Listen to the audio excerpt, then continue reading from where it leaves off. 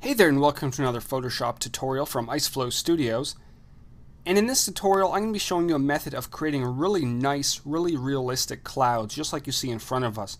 And it's going to be a lot different than the standard way that people create clouds in Photoshop, which is as follows. They create a new document.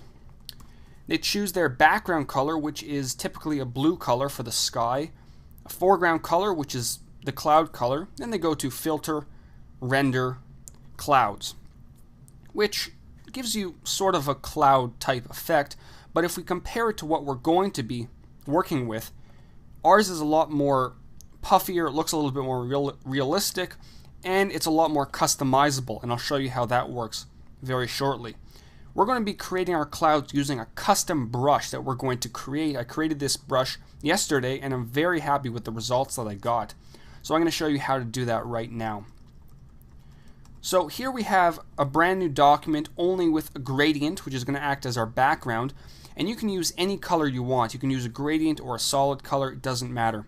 What we're going to do, we're going to grab our brush tool right over here, and we're going to start by creating a very standard soft brush. I'm going to set the diameter to 500 and the hardness to 0%. We're going to go into brush dynamics. I've done tutorials in the past of brush dynamics, so if you don't know how they work, go back to that tutorial and you'll be able to find out. So to access brush dynamics, we're going to go to Window and then Brushes. And here's our brush dynamics dialog box. Now we're going to go from top to bottom, going over all the options that we need to add. The first one, we're going to click on where it says brush tip shape. And we're going to verify a few options. We're going to make sure that our diameter is set to 500 pixels. We're going to make sure that hardness is set to 0% to give us a nice soft brush. And spacing, I'm going to set to 30%. Next in the list is shape dynamics. We're going to set the size jitter all the way up to 100%. And you'll notice down at the bottom here we have a preview of what the brush will look like. So as we scroll, the preview changes to reflect what the brush will look like. Going down, we have our control, which we're going to set to fade, and the value is going to be 20. The minimum diameter is going to be set to 20%, and the rest of the options we're going to keep as the default. Next, we're going to look at scattering.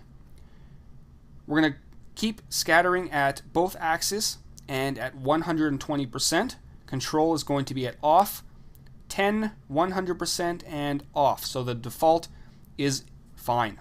Now the next one is texture. Texture is very, very, very important to get a good result. It's probably the most important aspect of this brush is the texture. And we're going to be using, well, the clouds texture. Now, I believe all versions of Photoshop includes this texture. All you have to do is click right here and then click on this texture right here. If we hover our mouse over it, it says clouds.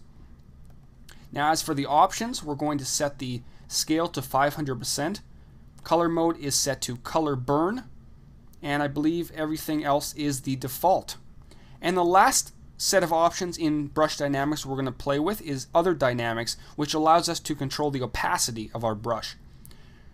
So the opacity is going to be set to 100%.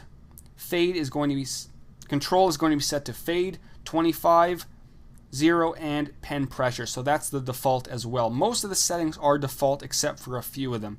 Now if you don't have all these settings correct, you can go back in the video and watch them again. What we're going to do now, we're going to actually save our brush. So later on in the future, if we want to start creating clouds right away, all we have to do is select our brush and boom, we can start creating clouds. So in this dialog box at the very bottom, there's this icon, which is our create new brush icon. We're going to click on that and we now have the option to name our brush. I'm going to name it clouds and click OK. Now all we have to do later on, select our brush tool and go down to the bottom of our very long list of brushes, and here we have it, our clouds brush. Now how do we start creating clouds? Well, very simply, I'm going to start by creating a new layer. It's always very important. And selecting our foreground color, which is going to be the color of our clouds. And you can select any color you want. I'm going to select white. And all we have to do is just start clicking. I'm going to click once right there, and we have this nice puffy cloud. And if we want another cloud, click again. Click, click, click, click, click.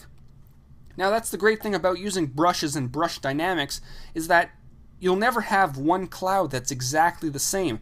You can have as little clouds as you want or as many clouds as you want. It's all up to you. And remember, if you want more customization, head back into your brush dynamics dialog box and play around with the settings. If you didn't catch all the settings, go back in the video and check them out again.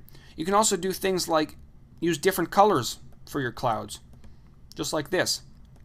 It's fully customizable, and because it's on a new layer, you can add things like layer styles. So we can add a very slight inner shadow to give the clouds a little bit of depth. So anything you want, you can do using this method, whereas the clouds filter method is a little bit more, it's not as flexible. So anyways, I hope you learned something from this tutorial. It's definitely a very, very good method of creating clouds. You can use it wherever you want. You can use it any of your photos. You can add clouds. It's up to you. So if you're looking for more tutorials, including Photoshop, Dreamweaver, Flash, Final Cut, Illustrator is coming soon, head over to tutcast.com. If you're looking for a great Photoshop community, including Photoshop contests where you can win really great prizes, head over to photoshoptalent.com. This has been Howard from IceFlow Studios. Until next time, take care.